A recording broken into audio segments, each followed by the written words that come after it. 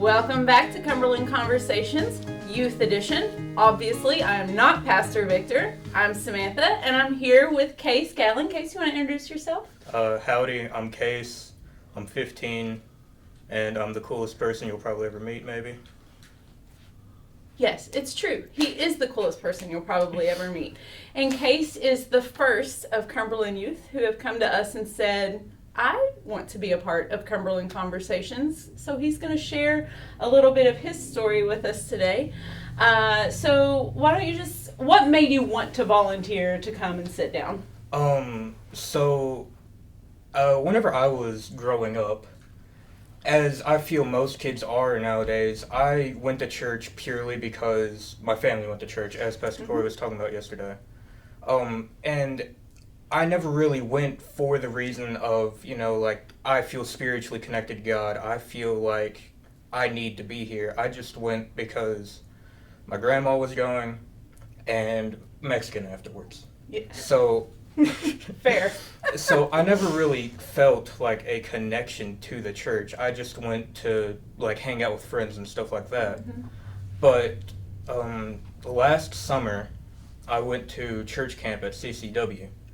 And during that week, it was the first time I truly ever felt like the Holy Spirit around me. Mm-hmm. And the first time I've genuinely ever publicly cried in front of other people. And it was such a strong and profound emotion that I have never found anywhere else. Mm-hmm. And that really ignited the spark for me to want to start coming every Wednesday night and every Sunday.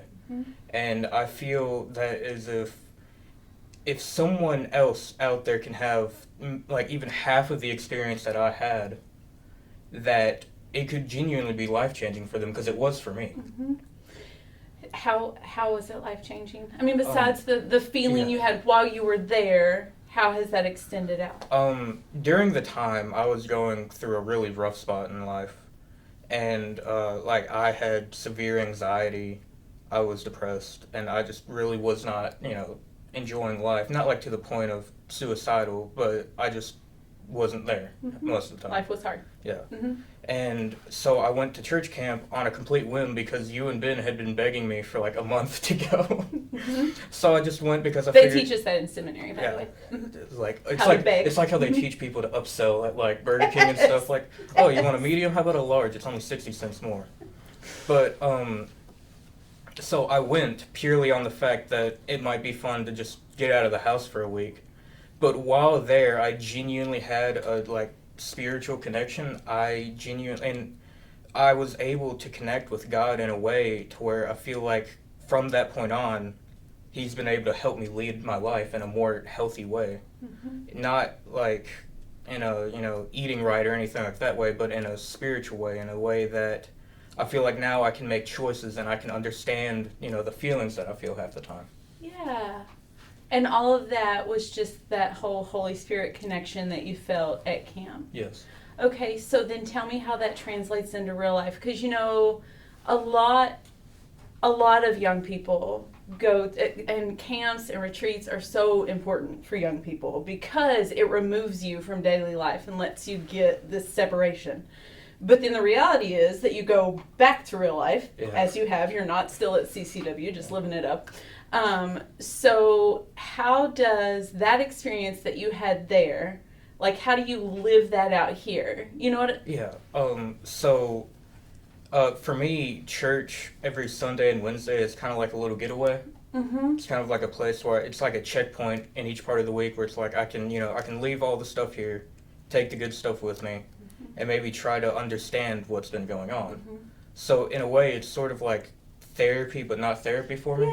Yeah. And I'm able to take the lessons that I learn each Sunday and each Wednesday with me into the real world. With my anxiety, I still struggle with that a decent amount. But I'm able to pray on it and understand that at some point, God is doing this for a reason. He's, I'm going to be okay. I don't need to be worrying about all of this too much because God has a path planned out for me, even if I don't realize it yet. Mm-hmm. Okay, so I'm curious about this. Before you went to CCW last summer, did you know, I'm struggling with anxiety or depression? Or was it so who you were, I was aware that something was wrong. I did not know what that was. You couldn't put it into words what it was. So do you think that experience at CCW or just that feeling of the Holy Spirit's presence with you, do you think that gave you a vocabulary for like what you were struggling with? The biggest thing it did was it helped open me up, because for a long time I was a big, like, I don't need anybody else, I will just figure this out on my own kind of thing. Mm-hmm. But then I went to CCW and that changed my entire mindset, and then I finally reached out for help on these things. Mm-hmm. And so now I come to church, I go to therapy, I do so many things that help me be who I truly am. Uh-huh.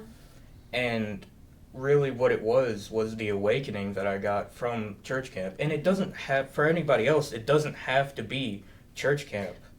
But I feel like if you just maybe start going to church more, maybe praying more, that can help you realize that you can do things and that struggles can be solved through the power of God. Well, you know what? I just want to take a minute and honor how brave it is for you to sit here and say, I was struggling, my mental health was struggling, and now not only is church a part of that, but so is therapy. I think that's extremely brave and an important message for not just other young people who will watch this, but grown-ups who have some kind of I don't know what to do or how to do it. So I think that's so brave and vulnerable. So thank you. But that must speak also to maybe some awesome parents that you have who honored oh yeah, definitely what you came back and said, okay, here's the struggle. And so if there is a young person or a parent watching, what would you say to them if they are the young person struggling or they're the parent of a young person struggling? Everybody, there's an analogy I've heard multiple times where it's like steel forms under pressure, something like that. And that, what doesn't kill you makes you stronger. But the reality of it is that it's not. Steel, if you think about it from the perception of steel forms under pressure, steel is a combination of iron and something else that I can't really remember. And right now, you are the iron. And iron is really strong, but it's really brittle, so you can just, snap it. If you, not with your bare hands, but, if you had, a hydraulic press, you can snap it. And what makes steel so strong is that it's flexible. Mm-hmm. So in order for you to become steel, you can't just handle all of your problems on your own. You need that little bit more that'll help you become steel. Because right now you're iron, but you need to get something else. That might be church, therapy, just talking to friends about it, but something else that will help you become steel so you can be stronger. That's a great analogy and really wise, and I imagine will be really helpful to whether it's a young person or an adult or a parent who needs kind of that push or guidance with their kid. Thank you. Well, so you talked about how you came to church because it was the expectation, because you knew you get to go to lunch with your family after, which is totally fair. That's just totally fair. But now, would you say, this is totally my choice? Yes. Now I look forward to coming every Sunday, because nearly every single sermon that I hear, I feel like God has chosen that sermon for me in some way, because it might be about a problem I've been struggling with the past week or month or so, and finally he just sheds a little bit of light on it through Pastor Corey, and lets me understand what is going on and maybe how I can get through this. I just want to point out too that when Case says he's listening to sermons, he's doing that from the sound booth where he's serving during worship, but still absorbing and having the Spirit work in his heart, which I think is really awesome too. Well, so how would you say that this change in your life, has it impacted your family? I mean, you said your grandmother comes to church. So at first, whenever I first started coming to church, it was just me and my grandmother. But now I've got my dad coming too, because he used to be really big into church, but he went to college and then had a spiritual fall off. Sure. Because he wasn't around church enough. And I can't blame him. That happens to a lot of people. It does. Mm-hmm. And then whenever I started going to church again, I feel like that ignited his spark too. Mm-hmm. And so now he serves every Wednesday night. He comes every Saturday. Or not Saturday, Sunday. Mm-hmm. Comes every Sunday.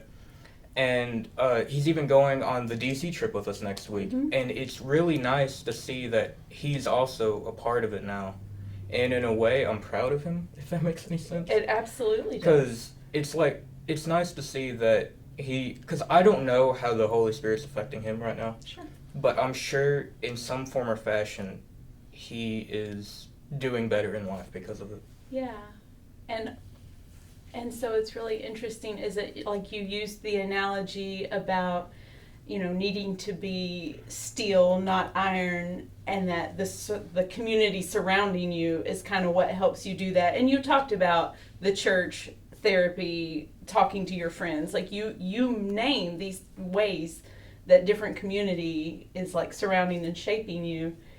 And you have been community then to your dad, it sounds like, by shaping and influencing him. And I didn't even realize that. It's a weird way how it all works, to be honest. It is weird and also really amazing. Yeah, and also you can't always see it like when you're in the moment. Yeah. So often it's like looking back. Yeah. But yeah, Richard's the GOAT, as they say. Oh yeah, Richard's and the they GOAT. is the youth group. Shout out Rich. Love you.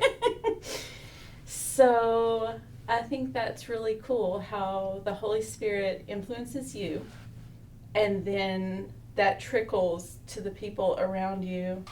Like, that's really amazing. Well, so what about how God is working in your life right now? We're almost a year past CCW. It was almost a year ago that we were there. How is God working in your life right now? As I said earlier, I still do struggle with anxiety a decent amount, but I feel like I am able to go to Him with that. Mm-hmm. But also, as a 15-year-old, about to be 16, I'm doing a lot of, self-discovery and stuff right now. Yeah. As I feel every teenager does. Mm-hmm. And I feel like He is a big part in helping me discover who I truly am. Mm-hmm. Because, a year to 2 years ago, if you told me this is who I would be now, I wouldn't believe you at all. Because, I was such a different person back then. And, it was hard to believe that things were going to get better, that things were going to change. But now, after having God in my life, after having some of the greatest church family in my life, things have truly changed. And it would be real hard for me to believe it back then. So what I hear is that your story is full of the power of community and the power of Christian hope. Yes, I'm very much a people person, so God helps me, but people also help me. Then being around people that help bring God closer, it's like getting two for the price of one. Yeah. It's like a BOGO special. So, it's just greater than I could ever imagine. Yes. All right. Well, if that's not an advertisement for why we should all be active in a church, I don't know what is. Okay. Well, before I just move us out, is there anything else? If you could say anything to young people or any age people, what would your encouragement be? Just give it a try, whether that be church or just anything in your life. We only live once, and we live for such a short amount of time on this earth that if you don't ever try anything, or if you're scared to have new experiences, you're never going to have anything new. Nothing's ever just going to plop down right in front of you. So you've got to go out there and try everything. Otherwise, you'll be miserable for the rest of your life. And maybe just the reminder too, I'm thinking of what you said about your dad, that he's a grown-up adult. He was in the church, kind of out of the church. It's never too late to come back to the church. It is never. God is always there with you. Whether you don't think He is or not, whether you think that you're too far gone to come back, you can always come back. The road is never too short or too long. And you know that from experience. Oh yeah, definitely. Case, you are the coolest person I've ever met. Don't tell the people I live with. Thank you so much. Thank you. Thank y'all for having me. Thank you for volunteering, for knowing that your story is one worth putting out there, and just for taking the time. Love you. Thank you. All right. Thanks for joining us. I hope you'll share Case's story with your friends. We'll see you next time.